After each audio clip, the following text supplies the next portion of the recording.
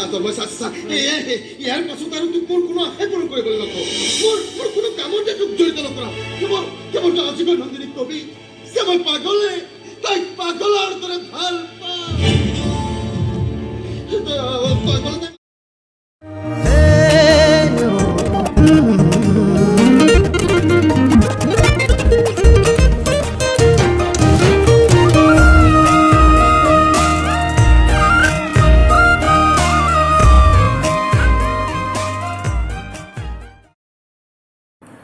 Yes, dear audience, welcome to another video. Today's show, AlpaBarta has 3 guests together with familiar faces from the acting world. প্রথমে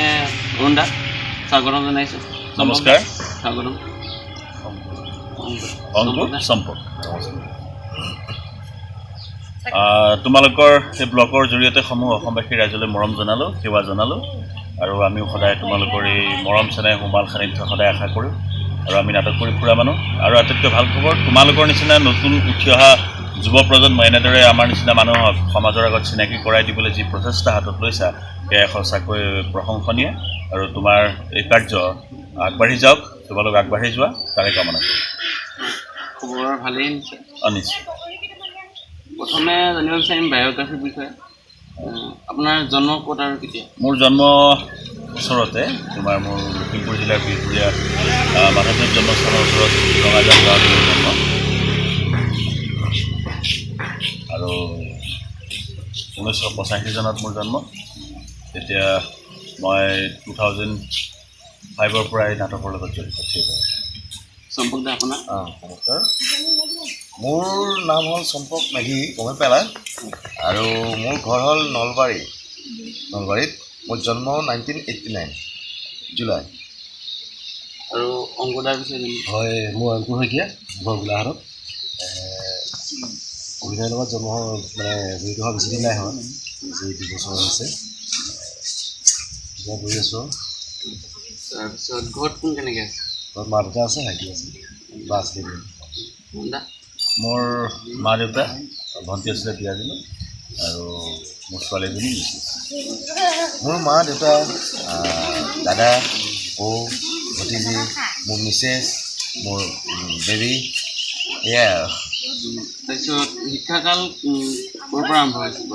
শিক্ষা মই গাঁৱতে কৰিছিলোঁ মেলকুচি প্ৰাথমিক বিদ্যালয় বুলি সেইখন প্ৰথম মানে মই বিহপুৰীয়া মোৰ সৰুৰ পৰা বিয়ালৈকে মই বিহপুৰীয়া মই গোলাঘাটতে কৰিছোঁ হাইস্কুল আপোনাৰ চিনালি হাইস্কুলত কৰিলোঁ হাইস্কুললৈকে তাৰপিছতে মেলাবা কলেজত টিউশ্যন কমপ্লিট কৰিলোঁ আৰু এই অভিনয়ৰ বাহিৰে আপুনি কি কামৰ লগত জড়িত আছে বৰ্তমান সৰুভাগে জড়িত আছোঁ আৰু ব্যৱসায়ৰ লগত মই অভিনয়ৰ অবিহনে বেলেগ একো কাম নকৰোঁ অকল অভিনয় ময়ো অকল অভিনয়ৰ লগতে জড়িত বেলেগ কাম নকৰোঁ কৰা নাই আপোনাৰ জানিব বিচাৰিম অভিনয় প্ৰথম ক'ৰ পৰা আৰম্ভ হৈছিল মই ক্লাছ 9 মানৰ পৰাই আৰম্ভ কৰিছিলোঁ অভিনয় কিন্তু মই কবিতা আবৃত্তি কৰিছিলোঁ এনেকৈ তোমাৰ ক্লাছ 5 মানৰ পৰাই আৰম্ভ কৰিছিলোঁ এতিয়ালৈ চলি আছে আৰু চলি থাকিব যিমানখিনি পাৰোঁ অভিনয় মই সৰুৰ পৰা প্ৰথম ভাওনা কৰিছিলোঁ ভাওনাৰ পৰা আৰম্ভ তাৰপিছত 2004-05 তেতিয়াৰ পৰা থিয়েটাৰৰ লগত মই কলেজত পঢ়া কৰিছোঁ প্ৰথম ভাওনা কৰিছিলোঁ ভাওনাই কৰি আছিলোঁ বহুত দিনলৈকে তাৰপিছত নাটক কৰিলোঁ ভাইমনত অহা বছৰ হৈছে ভাইমান মানে থিয়েটাৰ জগতত প্ৰথম আপুনি কোনখন কৰিছে বৰদৈচিলা আৰু আপুনি মোৰ প্ৰথম থিয়েটাৰ নন্দিনী মোৰ প্ৰথম বিনা পানী থিয়েটাৰ অহা বছৰলৈ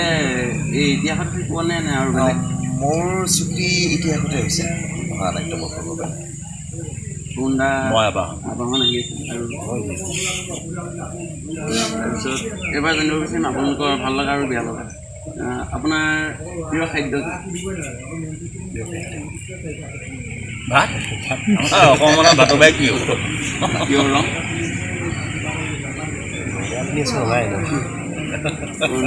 মই যি ৰঙে মোক খুৱাই সেই ৰঙে ভাল পাওঁ মোৰ য়েলো আৰু ব্লেক ৰেড আৰু ব্লেক আপোনালোকৰ মতে প্ৰেম এইবিলাকৰ বাদ দি মানে মা দেউতাৰ প্ৰতি হওক মানে মানুহৰ প্ৰতি হওক প্ৰেমটো কেনেকুৱা হ'ব লাগে প্ৰেমটো আৰু স্বৰ্গীয় অনুভূতি প্ৰেমৰটো নিৰ্দিষ্ট সংজ্ঞা নাই প্ৰেম মানে হৈছে দান প্ৰেম মানে হৈছে ছেক্ৰিফাইচ প্ৰেম মানে কি আৰু প্ৰেমৰ নিৰ্দিষ্ট সংজ্ঞা নাই এইটো কি ধাৰণা আমি প্ৰেমিক মানুহ আমি আৰু কৈছেই আমি প্ৰেমিক মানুহ প্ৰেম বিচাৰি ঘূৰি ফুৰোঁ তোমালোক আজি তুমি আহিছা তোমাৰ লগতো এটা প্ৰেম আছে তথাপিও এটা কবিতাৰ ভাষাত ক'ব পাৰোঁ বাৰু প্ৰেম কি তোমাৰ যি আছে তেওঁৰ যি নাই তেওঁৰ যি নাই অথচ তোমাৰ আছে যি বিনিময় কৰা কোনো বিনিময় নোহোৱা কবিতাৰ ভাষা এটা চকুত পৰিব লাগিব পেটত পৰিলে নহ'ব নহয় এতিয়া এটা টাৰ্গেট কৰি আছে কিন্তু আপোনাক মই কৈ দিছোঁ কিবা বেলেগ প্ৰডাক্ট আছে যদি মাৰক ইনে জিতি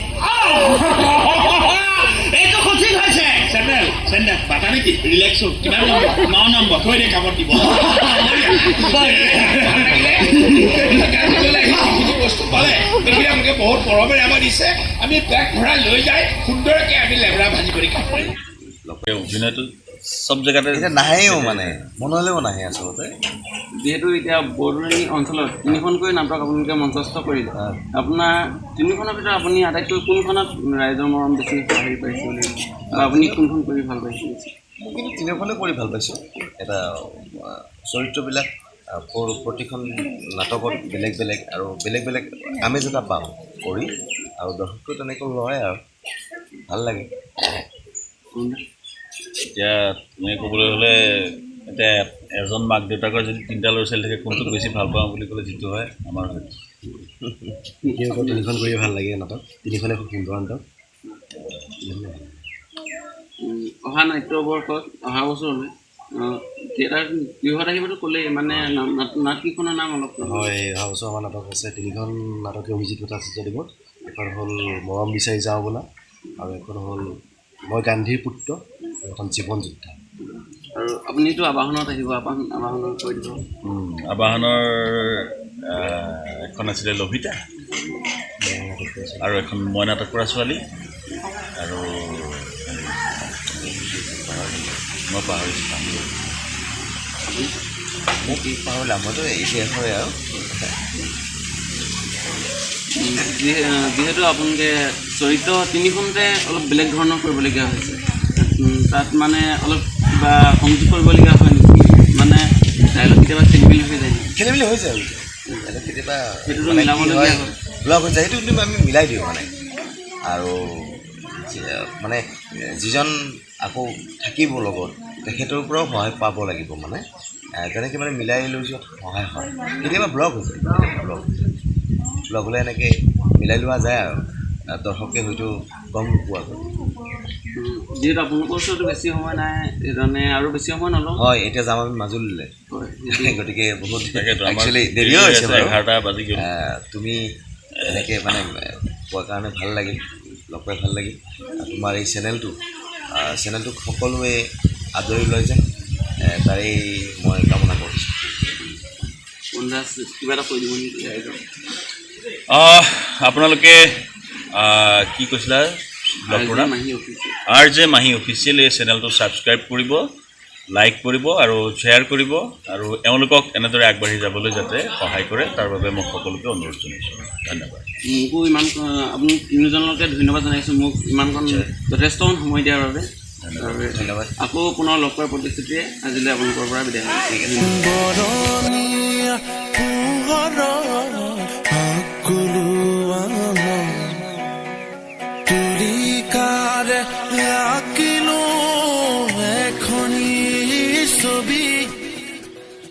আপুনি বৰ সুন্দৰ কথা এটা ক'লে হে বছৰ দৰে ত্যাগী দ্বিতীয়জন নাই আৰে বছ বছ কৰি থাকিব নালাগে কিবা খালে নাই খোৱাবাত মাথা মাৰি আছে বেমাৰী ৰখিবলৈ তাৰ কিহত বেমাৰীটো বিচনাত পৰি থাকিব এইকেইটা মানে ঘূৰা ফুৰা কৰি থাকিলে কিবা এটা খাব নালাগিব নমস্কাৰ খুৰা দেউ মই আৰিয়ান ভালে আছা মই তোমাৰ কথা শুনি আছো দেই নাই নাই মোৰ কথা শুনিবলগীয়া একো নাই কিন্তু আপোনাৰ কথা সমাজৰ প্ৰত্যেকজন মানুহে শুনাটো বৰ দৰকাৰ চিনেমাৰ হিৰো হোৱাটো সহজ কিন্তু বাস্তৱৰ হিৰো কেৱল আপুনি বেছিকৈ কৈছা সেইটো একো নহয় জানা ভগৱানে কিবা এটা কৰিবলৈ আগবঢ়াই দিছে তেনেকৈ কৰি আছো কোৱা খবৰ কোৱা আৰু অপাৰেশ্যনটো ভালে ভালে হৈছে আপুনি ভাল লাগিল হয় সেয়ে ভাবিলোঁ খবৰ এটা কৰি আহোঁ বহুত ভাল ব্ৰেইনটো বা অপাৰেশ্যন কিছু জটিল ঈশ্বৰক ধন্যবাদ তেখেত যে সোনকালে সুস্থ হৈছিলে চাব যাতে মন আৰু মগজুত যাতে আঘাত নাপায় আঘাত হানিবলৈ দেউতা আৰু বাইদেউচোন ৰৈ আছে মই ঠিক কথাই কৈছো দেউতাৰ চকু আপোনালোকৰ ৰাণীৰ মাটি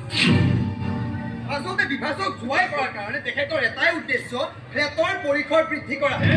কি কৈছে আকৌ কৈছোঁ মই ঠিক কথাই কৈছো আৰু এনে ঠিকেই কৈছে বিভাজক জয় কৰাৰ আঁৰত এওঁলোকৰ দেউতাকৰ দুটা টাৰ্গেট আচলতে বেপাৰ নহ'লে নিহাল বৰুৱাই কিন্তু একো নকৰে আৰু বৰুৱা মানে নম্বৰ অপাৰেশ্যন কৰিছো বেংকৰ কোনোবাই কৰিছো তথাপিও ৰাণীৰ মাটিত হাত চিয়া নাই যদি কোনোবাই হাত দিয়ে এই হাত কাটি পেলাই বনাই দিব আপোনাৰ এই নিহাৰ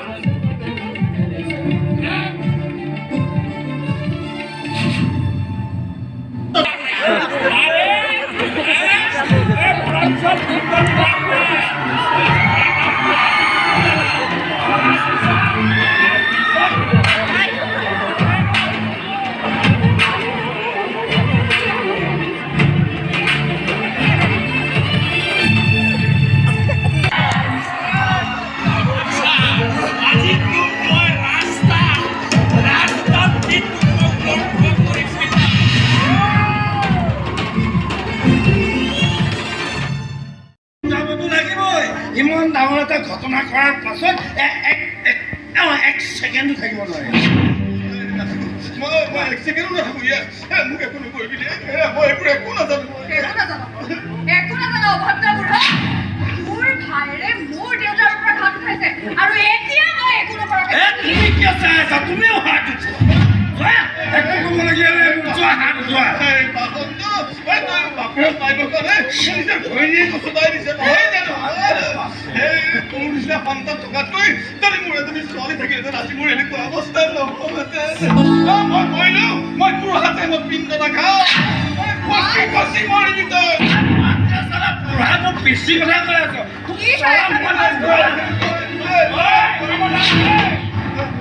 হাত ছিঙি পেলা খবৰদাৰ বুলি ক'লো আৰে সাহস আছে মোৰ লগত না আৰে দুখ মোৰ লগত কৰ দেখা তোৰ বাহুবল চালা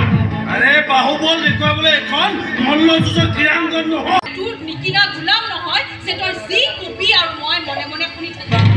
একেবাৰে কথাৰ ওপৰত গৰাকী মালিক দিয়া তাৰমানে এইখিনি মানে তোৰো চকু আছে নহয় ইয়াৰ পৰা যা বুলি কৈছে নহয় মই কিবা এটা হেষ্ট কৰি আছো আৰে জীৱনটো তা কি চাই আছে সোমাই আহক আৰে চিন্তা কৰিব নালাগে আহক নিজৰে ঘৰ বুলি আহিব কোৰ্ট কাছাৰীৰ লগত লৈ মাটি দখল কৰি ফুৰিছ ঠিক আছে তই ফুৰা নাই ভূ মাফিয়া বুলি ক'ব লাগিব হাতেৰ হাত উলিয়াই মাৰি